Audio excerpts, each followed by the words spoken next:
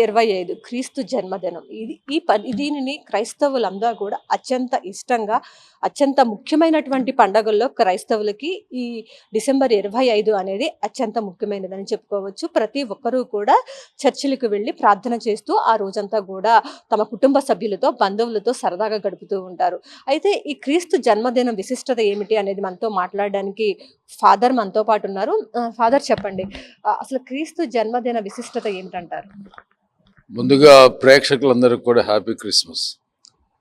ఈ రెండు మాటలు ప్రపంచంలో బిలియన్స్ ఆఫ్ మనుషులు ఈ రోజు నుంచి రేపు కొన్ని రోజులు కనపడినటువంటి వారికి మతపరమైనటువంటి ఎలాంటి సంబంధం లేకుండా మానవత్వంతో హ్యాపీ క్రిస్మస్ అని బిలియన్స్ ఆఫ్ పీపుల్ చెప్పుకుంటూ ఉంటారు. కారణం, క్రీస్తు లోకరక్షకుడు ఈ లోకంలో జన్మించాడు. భగవంతుడిని దూరమైనటువంటి మనిషిని తిరిగి ఆయన దగ్గరకు చేర్చడానికి ఆయనకున్నటువంటి మార్గము, ఆయన ఈ లోకంలో మనిషిగా జన్మించి మనలాగా జీవిస్తూ పాపము మినహా అన్ని విషయాల్లో మానవులాగా ఉండి మానవుని మళ్ళా తిరిగి ఆ పోగొట్టుకున్నటువంటి ఉన్నతమైన శాశ్వతమైనటువంటి స్థానానికి చేర్చడానికి మనిషిగా దిగివచ్చినటువంటి ఆ సమయాన్ని, ఆ రోజును క్రిస్మస్, క్రీస్తు జయంతి అని చెప్పుకోవడం జరుగుతూ ఉంది. బైబిల్ ప్రకారం సృష్టికర్త ఆదాముకు తల్లిదండ్రులు లేకుండా అతనిని చేశాడు. అలాగే ఆ దైవంలో రెండవ వ్యక్తిగా ఉన్నటువంటి ఆయన తండ్రి లేకుండా ఈ లోకంలో జన్మించి మానవుడిగా జీవించి మానవాళి రక్షణ కొరకు తన ప్రాణాన్ని అర్పించారు. ఈ క్రీస్తు జయంతి పండుగ సందర్భాలలో జరిగినటువంటి సంఘటనలు చాలా ఆశ్చర్యకరంగా ఉంటాయి. మొదటిది, యోహాను శుభవార్త బైబిల్లో ఆదిలో వాక్కు ఉండెను, ఆ వాక్కు దేవుని వద్ద ఉండెను, ఆ వాక్కు ద్వారా సమస్తము సృష్టించబడెను అని చెప్పబడినటువంటి ఆ వాక్కు ఈ లోకంలో జన్మించడానికి, మానవుడిగా మన మధ్య నరవతారం ఎత్తినటువంటి ఆయన ఈ లోకంలో జన్మించడానికి స్థలము లేకుండా పోవటం అనేది చాలా విశిష్టమైనటువంటి అంశం. ఆయన అవునుగాక లేక కలుగునుగాక అనేటువంటి ఒక్క మాటతో సమస్తాన్ని సృష్టించాడు. అది వాస్తవం. కానీ ఆయన ఈ లోకంలో జన్మించడానికి ఒక ఇల్లు కూడా దొరకలేదు. ఊరు బయట ఒక చావిడిలో జన్మించవలసి వచ్చింది. అంటే మనిషి పాపం ద్వారా ఎంత దూరానికి వెళ్ళినా ఆయన దగ్గరకు రావటానికి, దగ్గరకు వచ్చి మానవులను రక్షించటానికి తన సర్వస్వాన్ని దారబోశాడు.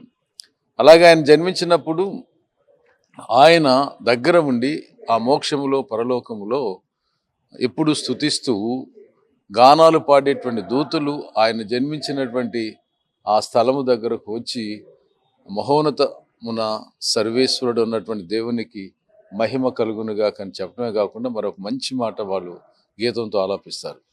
ఈ లోకములో ఎవరైనా మంచి మనస్సు కలిగినటువంటి వారు, ఇక్కడ మతపరమైనటువంటి సామాజిక పరమైనటువంటి అంశాలు ఏమీ లేవు, భూలోకములో మంచి మనస్సు కలిగినటువంటి వారికి ఆయనకు శాంతి, శ్రేయస్సు, ఆరోగ్యము, ప్రేమ లభించబడుతూ ఉంటాయి. గొల్లలు బిక్కుబిక్కుముంటున్నటువంటి వారికి వర్తమానం అందగానే వచ్చి ఆ ప్రభువుని స్తుతించారు. ఆ చిన్నారి బాలయేసుని అంట క్రీస్తుని దర్శించుకున్నారు. తిరిగి వెళ్ళేటప్పుడు ధైర్యంగా, ఆనందంగా, సంతోషంగా పాటలు పాడుకుంటూ వెళ్ళారు. ఎక్కడో సుదీర్ఘ ప్రాంతములో ఖగోళ శాస్త్రజ్ఞులు ఆయన జన్మదినోత్సవం సందర్భంలో ఒక నక్షత్రం ఉద్భవించింది కాబట్టి ఇది ఒక మహనీయునకు గుర్తుగా ఉందని సుదీర్ఘమైనటువంటి ప్రయాణం చేసి ఆయనకు వచ్చి 3 కానుకలు, శ్రేష్టమైన కానుకలు సమర్పించారు. కనుక క్రీస్తు జయంతి మన కొరకు జన్మించినటువంటి ఆ దేవుణ్ణి ఆరాధన చేయటం, స్తుతించడం కేవలం క్రైస్తవులే కాదు, చాలామంది దేవాలయానికి వెళ్ళి ఆ ప్రభు యొక్క దర్శనాన్ని పొంది ఆయనకు ఆశీర్వాదాలు ఇంటిళ్ళ పాలిట, అలాగే సమాజంలో ఉన్నటువంటి అన్ని వర్గాల వాళ్ళు ఆ ప్రభు యొక్క దీవెనలు పొందాలని ఈ పండుగ చేసుకోవడంలో ఒక విశిష్టత ఉంది. శాంతి మీకు ఇస్తానని చెప్తాడు ఆయన.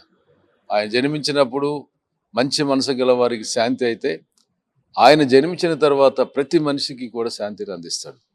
ఆయన చనిపోయిన తర్వాత మొదటిసారి ఆయన శిష్యులకు కనిపించినప్పుడు పలికిన మాట, మీకు శాంతి కలుగునుగాక. కాబట్టి ఈ క్రీస్తు జయంతి పండుగ చేసుకునేటువంటి వారందరూ కూడా ఆ ప్రభు యొక్క శాంతితో నింపబడాలి. ఈ లోకంలో ఈరోజు శాంతి లేకపోవటమే, ఎంత ఉన్నవాడైనా, ఎంత మిలియనర్ అయినా, పేదవాడైనా శాంతి లేకపోవడం, శాంతి కరువు అవడం. ఈ క్రీస్తు జయంతి పండుగ అందరికీ శాంతినివ్వాలని మా ప్రార్థన. We wish you happy Christmas. God bless you. అంటే ఈ క్రిస్మస్ పర్వదినం రోజు ప్రతి చర్చిలో కూడా పశువుల పాక అనేది ఏర్పాటు చేయటం అనేది మనం చూస్తూ ఉంటాం. అసలు దాని విశిష్టత ఏంటంటారు? పశువుల పాకంటే ఈ లోకాన్ని సృష్టించాడు కదా ఆయన. సమస్తము అవును, సూర్యుడు కలుగును కాకండి కలిగాడు, భూమి కలుగును కాకండి కలిగింది. అలాగే ఈ 5 రోజుల్లో తర్వాత 6వ రోజున మానవుని సృష్టించాడు. అంతా ఆయనదే, సమస్తం ఆయనదే. కానీ ఆయన ఈ లోకంలో జన్మించడానికి ఒక స్త్రీ మరియ తల్లి గర్భములో వచ్చినప్పుడు మరి ఒక ఇల్లు కావాలి, ఏదో ఒక షెల్టర్ కావాలి. ఈ ఆశ్రయం లేకుండా ఆరు బయట జన్మనివ్వటం అనేటువంటిది కష్టం. అందువలన ఎక్కడా స్థలం లేకపోవటం మూలంగా ఊరి బయట పొలాల్లో ఉన్నటువంటి ఆ చావిడిలో ఆయన జన్మించారు కాబట్టి దానిని గుర్తు చేసుకుంటూ ఈ చావిడి ద్వారానే లోకానికి రక్షణ వచ్చింది.